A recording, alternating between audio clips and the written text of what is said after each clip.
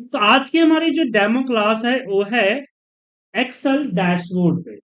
हम एक नया बैच शुरू कर रहे हैं सुबह 8 बजे मॉर्निंग में, और ये 30 तारीख से शुरू करने का प्लान है हमारा, जिसमें हम एडवांस एक्सेल के थ्रू हम डैशबोर्ड कैसा बनाते हैं वो हम आपके साथ बात करेंगे।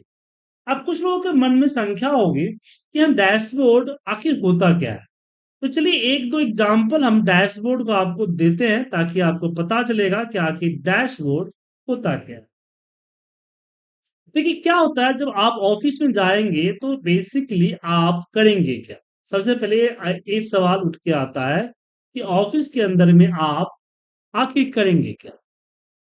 तो कुछ लोगों की डेटा एंट्री की होती है, कुछ लोगों की मेंटेन करने की रिपोर्ट, डेटा मेंटेन करने की आती है। जैसे आप सैलरी में तो सैलरी बनाने में काम आएगा, पेरोलिंग में पेरोलिंग आप करेंगे। तो ये सब चीजें तो हो जाती है डेटा एंट्री या फिर ऑपरेटर लेवल की जॉब। लेकिन जब उससे ऊपर उठते हैं जिसपे हम एमआईएस डेटा एनालिसिस की हम बात करते हैं, तो वहां पे आपको चाहिए होता है डेटा विजुअलाइजेशन। अब जैसे कि आपके सामने डेटा दिख रहा है, अब इस डेटा को अगर मैं अपने बॉस को दूं देखने के लिए तो कुछ समझ नहीं पाए। रीजन क्या है, चलिए एक छोटा सा एग्जांपल से हम बताते हैं कि डैशबोर्ड क्या होता है। मान लीजिए आपके पास आपकी एक दुकान है, एक मान लीजिए कि एक शोरूम है, तो बड़ा सोचते हैं। अब उस मॉल के अंदर में आपकी बहुत सारी चीजें सेल होती है। अब आप रहते नहीं है, आपके जो स्टाफ है वो सारा हैंडल करते हैं। शाम को आप जाते हैं, बोलते हैं, बताओ आज दिन भर का हिसाब बताओ। अब वो एक बड़ा सा चिट्ठा बड़ा सा रजिस्टर लेके बैठेगा, बोले कि वर्मा जी आए थे, उन्होंने 5 केजी धनिया लिया। शर्मा जी आए थे तो 2 किलो चीनी लिए। 2 साबुन की टिक्कियां मिसराइन ले गई। अब ये सारी चीजें अगर बोलेंगे तो कितना चीजें आप समझ पाए, बहुत ही कम चीजें समझ पाएंगे आप। लेकिन इसी चीज को अगर हम एक विजुअलाइजेशन में दिखाएं, जैसे कि डेटा दिख रहा है कि इस डेटा में कुछ समझ में नहीं आएगा आपको क्योंकि एक लंबा सा डेटा है, कई साल का डेटा है। तो आपको देखना मुश्किल हो जाएगा क्या है कैसे है, डिसीजन नहीं ले पाएंगे आप। लेकिन इसी चीज को अगर मैं इस तरह की विजुअलाइजेशन में बता दूं जिसमें क्लियरली पता चल रहा है कि हमारी सेल कितना है, हमारा प्रॉफिट क्या है, ओवरऑल ओवरऑल प्रॉफिट परसेंटेज क्या है। अब यहाँ पे मुझे पता चल गया कि मेरा 12% एवरेज प्रॉफिट है। इसका मतलब है कि मुझे कोई भी डील करना होगा तो मेरा डेडलाइन 12% है, कि 12% से ऊपर गया तो नो प्रॉफिट। यहाँ पे क्लियर पता चल रहा है। उसके अलावा मैं यहाँ क्लियर देख पा रहा हूँ कि मेरा सबसे ज्यादा दिखने वाला टॉप 2 प्रोडक्ट जो है फोन्स और चेयर्स है। उसके बाद मैं यहाँ क्लियरली समझ पा रहा हूँ कि क्वार्टर 4 में मेरी सबसे ज्यादा सेल हो रही है। क्वार्टर 1 पूरा गिर जाता है, मतलब कि क्वार्टर 4 ही मेरा मेजर सेल्स पीरियड है, या फिर हम इसको कह सकते हैं कि सीजन है। तो अब आप ही देखिए कि आपके पास इस तरह का डेटा आया और आपने इस डेटा को इस तरह के विजुअलाइजेशन में कन्वर्ट कर दिया। या फिर अगर मैं बताऊं अलग चीजें कि ए हमारे पास ए डेटा आया और मैंने इस डेटा को इस तरह की विजुअलाइजेशन में कन्वर्ट कर दिया। या फिर हम बात करते हैं यहाँ पे इसकी कि मेरे पास इस तरह के डेटा है, मैंने इस डेटा को इस तरह की विजुअलाइजेशन में कन्वर्ट कर दिया। That is a dashboard. Dashboard का मतलब हुआ कि हमें रिपोर्ट की जो भी हमारी इंफॉर्मेशन है, सारी इंफॉर्मेशन मुझे एक जगह पे मिले, और इस सारी इंफॉर्मेशन कई अलग अलग कैटेगरी के साथ फिल्टर होके भी आए। जैसे यहाँ पे दिख रहा है कि टॉप स्टोर मेरा दिल्ली है जिसमें 22K सेल हुआ है। टॉप प्रोडक्ट हमारा एक्सेल, इसमें 32K सेल हुआ है। प्रॉफिट समरी हमारा 20.7 मिलियन का प्रॉफिट अमाउंट है और मेरा 50% हमारा प्रॉफिट मार्जिन चल रहा है, सिंपल सा। यहाँ पे देख सकते हैं कि आपका 216 के प्रोडक्ट जो है पीसेस बिका है, जिसमें 53.98 मिलियन का, यहाँ पे मिलियन है, मिलियन का क्योंकि बड़ा अमाउंट होगा तो देख कोई भी समझ नहीं पाएगा कि आखिर है क्या। मिलियन का सेल हुआ है। एवरेज हर एक प्रोडक्ट का रेट जो है 249 जा रहा है। कितना जा रहा है?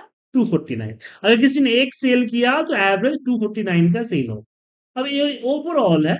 अगर मैं केपीआई लेके चलूं कि मुझे सिर्फ दिल्ली का सेल देखना है, just click on the Delhi, यहाँ पे दिल्ली का सेल पूरा का पूरा दिल्ली का सेल यहाँ पे आपको दिख जाए, पूरी रिपोर्ट दिल्ली के अकॉर्डिंग कन्वर्ट हो जाए। तो ये डैशबोर्ड है। अब इस डैशबोर्ड को सीखने के लिए क्या क्या चाहिए? तो सबसे पहले चाहिए फॉर्मेटिंग। हमने कोर्स में भी यहाँ पे मेंशन कर रखा है कि आपको ये सारी चीजें करने के लिए क्या चाहिए? फॉर्मेटिंग चाहिए।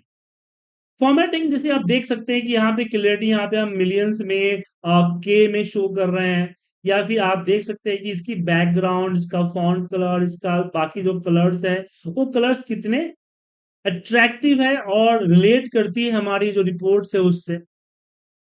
तो सबसे पहले क्या चाहिए होगी? आपको एडवांस फॉर्मेटिंग चाहिए होगी। एडवांस फॉर्मेटिंग के बाद आपको इसमें चाहिए होगा पिवट टेबल। देखिए, हम मोस्टली जो डैशबोर्ड्स है पिवट टेबल की मदद से बना लेते हैं। हालांकि ऐसा नहीं कि सारी रिपोर्ट्स पिवट टेबल की मदद से बनाई जा सकती है, बट कई सारी रिपोर्ट्स में पिवट टेबल का इस्तेमाल करते हैं। जैसे आपके सामने दिख रहा है, मैंने इसमें पिवट टेबल का इस्तेमाल किया हुआ है। ये रहा सपोर्ट शीट में, ये सारे पिवट्स लगे हुए हैं। पिवट इसलिए लगाया क्योंकि इसमें मेरा जो केपीआई है ना वो वर्क करे। पिवट लगाने का पर्पस क्या है कि जो ये बटन्स दिख रहे हैं ना, ये बटन्स हम पिवट के थ्रू वर्क करें। हाल ऐसा नहीं कि पिवट ये बटन्स पिवट के थ्रू ही चलेंगे, इसको हम यहाँ डेवलपर के अंदर ऑलरेडी हमारे पास ये बटन्स होते हैं, इसकी मदद से भी की जा सकती है। ठीक है, तो ये तो मैंने बेसिक से बताया ताकि समझ में आए। अब इसमें हमें डैशबोर्ड के लिए क्या चाहिए? पिवट टेबल चाहिए। देन हमें इसमें फॉर्मूले की नॉलेज होनी चाहिए। अब इसमें ऐसा नहीं है कि मैं आपको सारे फॉर्मूले बता दूंगा, लेकिन हाँ वो सारे फॉर्मूले बताऊंगा जो डैशबोर्ड की जरूरत पड़ती है, जैसे डेटा समराइजेशन, डेटा विजुअलाइजेशन फॉर्मूले की जरूरत पड़ती है, तो भी है इसके अंदर हम कवर करें।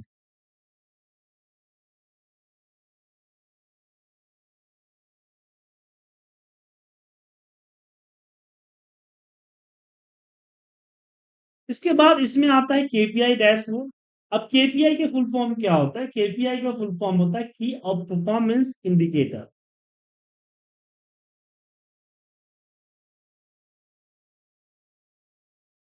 मतलब कि अलग अलग की के अकॉर्डिंग हम अपनी परफॉर्मेंस को मेजर करते हैं, दैट कॉल की ऑफ परफॉर्मेंस इंडिकेटर। उसके बाद हम डायनेमिक चार्ट्स की बात करेंगे। उसके बाद हम dynamic dashboard with large data, जिसमें 55 रियल टाइम डैशबोर्ड कवर होगा। हर क्लास लाइव होगी, उसकी वीडियो मिलेगी। साथ में अगर प्रैक्टिस करते समय आपको किसी तरह की प्रॉब्लम होती है, then got the telephonic support. अब हम बात करते हैं कि इसमें किस तरह की चीजें कवर की जाएगी। जी हाँ, किस तरह की चीजें कवर की जाएगी। देखिए, इसमें आपको जो मैं कवर करूंगा, सबसे पहले हम चार्ट्स की बात करें। एग्जाम्पल के लिए मैं एक छोटा सा एग्जाम्पल मैं आपको दे रहा हूं। जैसे कि मैंने यहाँ पे नेम देता हूं और मंथ वाइज सेल देता हूं। तो मैंने एक छोटा सा समरी आपके सामने क्रिएट किया हुआ है। अब मुझे इस पे क्या है कि चार्ट्स बनाने हैं। क्या बनाने हैं? चार्ट्स बनाने। अब प्रॉब्लम यहां पर है कि अगर मान लीजिए मैं इस पे चार्ट नॉर्मली जो सिलेक्ट करके हम चार्ट बनाते हैं, अगर इस तरह का चार्ट बनाऊं तो प्रॉब्लम होगा, क्योंकि यहाँ समझना थोड़ा सा मुश्किल होगा कि किस मंथ में किसका सबसे ज्यादा सेल है। अब यहाँ मेरी जो सिचुएशन ये है कि हमें ये नहीं करना है कि भाई पूजा और मोहन के बीच के सेल में क्या कंपेयरिंग, हमें वन बाय वन कंपेयरिंग करना है। मतलब मुझे जो चार्ट बनाना, हर एक बंदे का सेपरेट चार्ट बनाना है कुछ इस तरह से, मंथ वाइज। कि पूजा का चार्ट जैन फर मार्च, तो यहाँ दिख रहा है कि जैन में सेल, फरवरी सबसे ज्यादा सेल है, और अप्रैल से जो कम है उसके सबसे नीचे जून से। अब प्रॉब्लम ये है कि मेरे पास ऐसे हजारों नाम हो सकते हैं, या हजार में 20 ही हो गई, तो 20 अलग अलग पिवट बना के अपने डैशबोर्ड पे रखना थोड़ा सा मुश्किल हो जाए। तो हम चाहते हैं कि हम इस तरह का कोई डैशबोर्ड बनाए जिसमें हम ड्रॉप डाउन सिस्टम, एक ही चार्ट हो लेकिन हम जितना चाहे उतना लोगों तक देख सके। और इसमें हम मदद लेंगे अपनी फॉर्मूले की। तो इसकी हेडिंग को कॉपी करके नीचे या कहीं और जहां ले जाना है वहां ले जाते हैं। यहाँ पे मैन्युअली 1 लिखेंगे और यहाँ एक सिंपल सा ऑफसेट का फॉर्मूला लगाएं। ऑफसेट फॉर्मूला में हम डेटा स्टार्टिंग करेंगे इस 1 को सेलेक्ट करके और कॉमा 0 करते हैं। अब ड्रैग करने से पहले जाहिर सी बात है कि हम जो फिक्स है 1 हमारा फिक्स है उसको फ्रीज करना होता है। अब इसको हम ड्रैग कर देते हैं। अब ड्रैग करने से फायदा ये हुआ कि मैं यहाँ अगर 2 लिखूंगा तो यहाँ पे मोहन दूसरा नंबर नेम आएगा। अगर मैं यहाँ पे 3 लिखूंगा तो तीसरा नेम, अगर मैं यहाँ पे 4 लिखूंगा तो चौथा। तो इसीलिए मैं इसको सिलेक्ट करके इंसर्ट पे गए और यहाँ पे हमने एक चार्ट बना जो आप सामने दिख पा रहे हैं। अब मैं चाहता हूं कि मैं यहाँ पे 1, अब यहाँ पे ऑप्शन फॉर्मूला क्या कर रहा है कि A1 से इस सीक्वेंस के अकॉर्डिंग डेटा लुकअप करके दे रहा है, जैसे वी लुकअप होता है उस तरह से लुकअप करके दे रहा है। अगर मैं यहाँ पे 2 करता हूं तो देखिए 2 दूसरा, 3 करता हूं तीसरा, 4 करता हूं चौथा एंड 5 करता हूं पांचवा, इस तरह से आता है। लेकिन मैं यार नंबर पर मैं देखूं गिनती करूं कि क्या नंबर है, फिर यहाँ पे टाइप करूं फिर चार्ट देखूं, ये तो सर ये नहीं है ना, क्या बोलते हैं, प्रैक्टिकल तो नहीं है। तो हम बटन्स का इस्तेमाल करें, हम डेवलपर टैब में जाएं। अब इनके पास डेवलपर टैब नहीं होगा, वो फाइल के अंदर ऑप्शन के अंदर कस्टमाइज रिबन में यहां से डेवलपर को चेक कर सकते हैं। बाय डिफॉल्ट अनचेक्ड होता है, तो डेवलपर टैब आ जाए। अब डेवलपर टैब में मैं यहाँ कॉम्बो बॉक्स को लिया और ड्रैग कर दी। और बोलेंगे सर आपने तो बटन्स लिया, इस पे तो वीवीए प्रोग्रामिंग करनी पड़ेगी। जी नहीं, वीवीए प्रोग्रामिंग करने की जरूरत नहीं है, क्योंकि वीवीए प्रोग्रामिंग करने की जरूरत होती है ये नीचे वाले पार्ट में, ऊपर वाले पार्ट में वीवीए प्रोग्रामिंग करने की जरूरत नहीं है। अब यहां पे मैं राइट क्लिक किया इसके ऊपर, फॉर्मेट कंट्रोल में गया और सबसे पहले तो भाई ड्रॉप डाउन में आएगा क्या, वो लिस्ट लेके हमने सिलेक्ट कर लिया। इससे क्या होगा कि जब ड्रॉप डाउन करूंगा तो सारे नेम लिस्ट आएंगे। अब मैं जिसको सिलेक्ट करूंगा उसका सीक्वेंस नंबर टाइप होगा यहां सेल लिंक पे, तो मुझे टाइप क्या करना है, यहां पे करना है। और 3D कर दूंगा, थोड़ा सा 3D इफेक्ट यहां पे दिखेगा एंड ओके कर। अब देखिए कि जैसे मैं यहाँ पे पूजा सेलेक्ट किया, पूजा का सीक्वेंस नंबर 1 है, यहां देखिए यहाँ पे 1 टाइप होगा। तो इस कॉम्बो बॉक्स ने क्या किया कि जो 1 था सेल लिंक इसका यहाँ A14 है, A14 पे इसने क्या कर दिया, 1 टाइप कर दिया। जैसे यहां पे 1 टाइप हुआ, ये ऑफसेट ने अपना रिजल्ट चेंज कर दिया। अब जैसे यहां पे मैं करता हूं मोहन तो मोहन आ जाएगी, मैं करता हूं कविता तो कविता।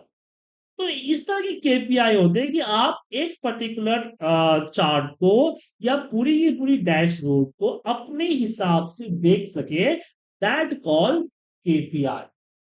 और इसमें हम फॉर्मुलेज बाकी चीजें का यूज करेंगे। आप कुछ और ज्यादा डिटेल में जानिए तो बहुत सारे लोग बोलेंगे सर थोड़ा सा और ग्राफिकल इफेक्ट चाहिए, थोड़ा सा और ज्यादा चाहिए। तो जैसे कि मैं चाहता हूं मैं जिस पे क्लिक करूँ ना उसी का पिवट बन जाए या उसी का यहाँ पे चार्ट दिखे, जस्ट क्लिक हियर। मैं ड्रॉप डाउन में नहीं करना चाहता। तो इस केसेस में अब सारी चीजें एक्सेल से पॉसिबल नहीं है, इसके लिए आपको थोड़ी बहुत वीवीए के भी बारे में जानना हो। तो हमारे इस क्लास में थोड़ी बहुत वीवीए का भी पार्ट है, वीवीए पूरा नहीं है पर उतना है जितना हम इवेंट वगैरह यूज करते हैं। जैसे कि राइट क्लिक करके मैंने चला गया व्यू कोड पे, ये आ गया वीवीए, यहां से मैंने सेलेक्ट किया वर्कशीट और मेथड मेरा क्या है, सिलेक्शन चेंज। अब इस सिलेक्शन चेंज में मैंने सिंपल लिखा कि रेंज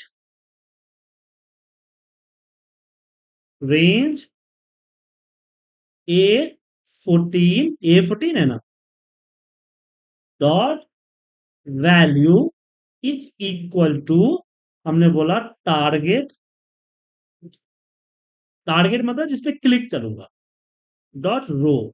और रो नंबर तो यहाँ पे क्लिक करूंगा तो 2 आएगा, इसलिए -1 कर देंगे तो 1 से माइनस कर देगा।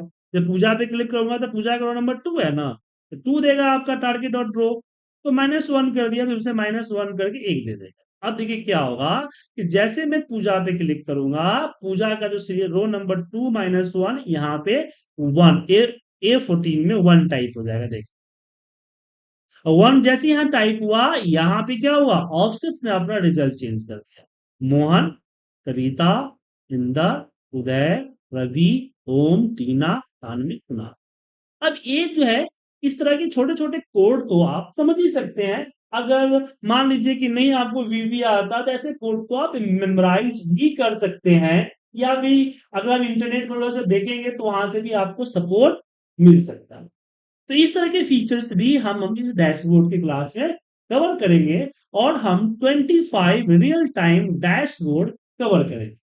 और जो क्लासेस हमारी है, ये लाइव क्लासेस है। लाइव क्लासेस का मतलब ये हुआ कि आपकी माइक आप अपने से अनम्यूट करके कोई भी प्रॉब्लम को रिपीट करवा सकते हैं, अपने क्वेश्चन पूछ सकते हैं। ओके। अब इसमें क्या है कि ग्रुप क्लासेस, इसमें तकरीबन 10-12 बच्चे स्टूडेंट होते हैं हमारे ग्रुप। ठीक है। तो जिस कारण से क्या होता है कि क्लासेस डेली बेसिस पे चलती है। उसके बाद इसकी फीस ऐसे तो है 10,000 रुपीज। अगर आप 1-to-1 क्लास ज्वाइन करते हैं तो 10,000 पे करना पड़ता है, लेकिन ग्रुप क्लास में ये जस्ट आपको 2,000 पे करनी पड़ेगी। मतलब कि मुझे उतने ही फीस चाहिए, लेकिन मैं कई लोगों में स्प्लिट कर दिया हूं, जिस कारण से आपको फीस कम पड़ गई है। एक ग्रुप क्लास का कंसेप्ट मैंने इसी साल अप्रैल महीने से शुरू किया है। उससे पहले मैं सिर्फ 1-to-1 क्लास लेता था, एक स्टूडेंट एक बैच, एक्सपर्ट लेवल। लेकिन क्या है कि बहुत सारे स्टूडेंट्स बहुत दिनों से मुझे रिक्वेस्ट कर रहे थे कि वी कांट अफोर्ड सर, कुछ हमारे लिए सोचिए। So we have start the group class. Okay. तो जो डैशबोर्ड मैंने बताया, इस तरह के 25 रियल टाइम डैशबोर्ड आप कवर कर सकते हैं, इसमें बनाएंगे। जिसमें से कुछ मैं बनाऊंगा और कुछ आप बनाएंगे। जहां आप स्टक होंगे वहां हम आपको सपोर्ट।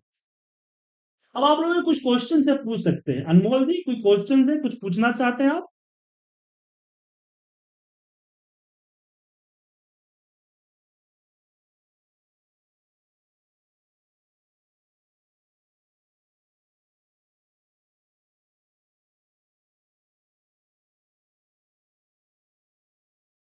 विनय जी, दीपक जी, मनीष जी, पूजा जी, कुछ पूछना है आपको?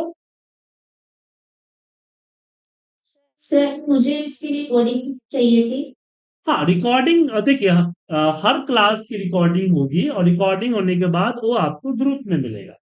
तो हर क्लास की एक बैच ग्रुप बनाता हूं मैं व्हाट्सएप पे। ठीक है, जैसे कि आप देख सकते हैं यहाँ पे 7 बजे एक ग्रुप है। इसमें देखिए हर क्लास हुआ, हर क्लास का दिख रहा है आपको। इसमें हम बुक भी प्रोवाइड करते हैं, वीडियोज भी प्रोवाइड करते हैं।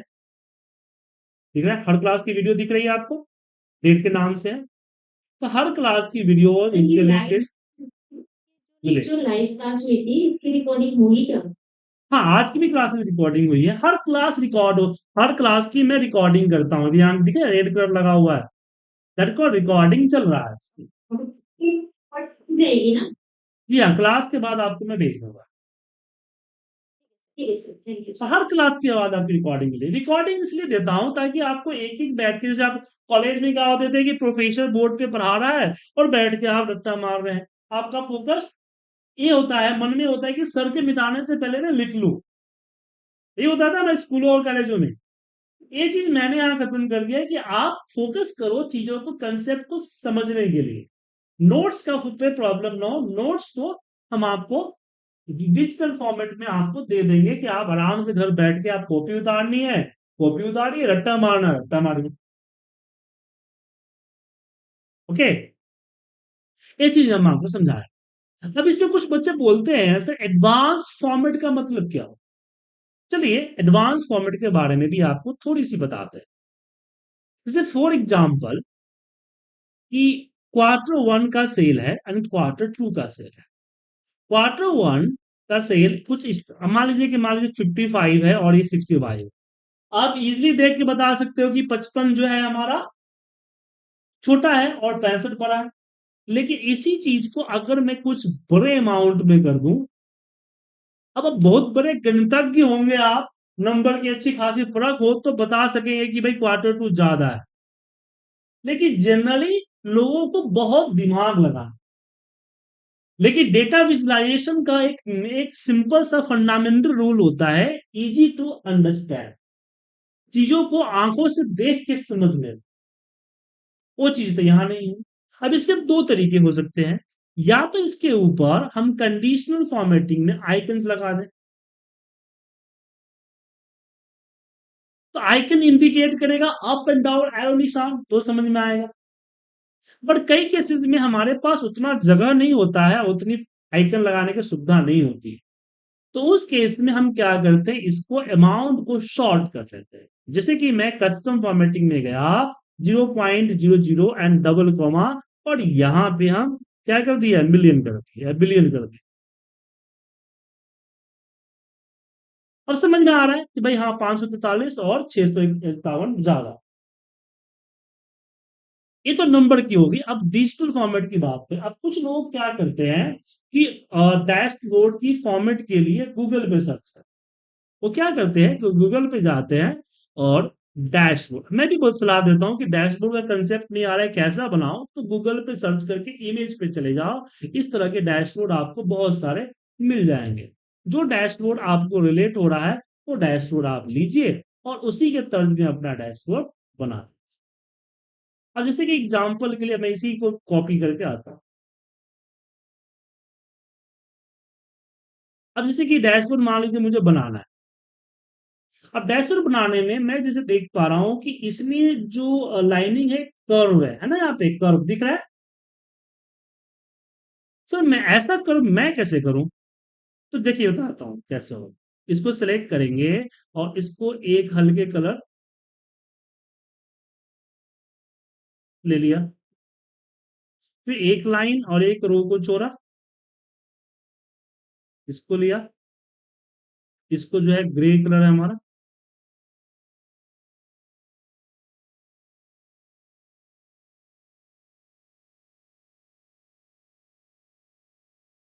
फिर ऐसे एक ग्रे कलर, ये ले लिया।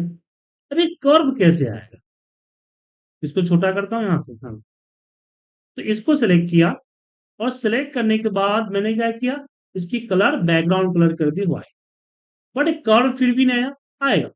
अब इसके लिए हम जाएंगे कहां पे, अपने पेज लेआउट के अंदर, नहीं पेज लेआउट में, हाँ, पेज लेआउट नहीं होगा इसमें, इंसर्ट में, इंसर्ट सैप्स, और एक कर्व वाला सैप को लिया और यहाँ पे डिजाइन कर दिया। वैसे फिर इसके पीछे मुझे चीजें लिखनी है, हाँ, तो मैंने क्या किया, स्लैश यहाँ पे कर दिया, फ्लैश को यहाँ पे नो फिल कर दिया, मतलब कि कोई बैकग्राउंड कलर नहीं, ताकि इसमें हम कुछ टाइप कर सके।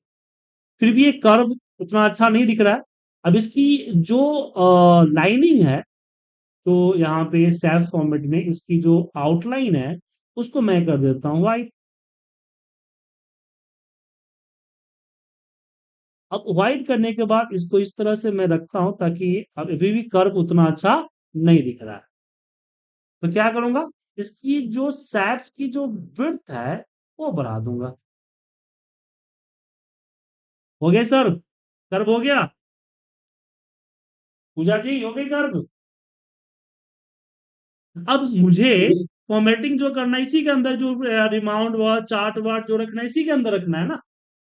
अब बाहर लाइनिंग और से किसको दिखता है? अब सारे कर्व को लेके ग्रुप कर दूंगा तो कल के डेट में पता भी नहीं चलेगा। समझे?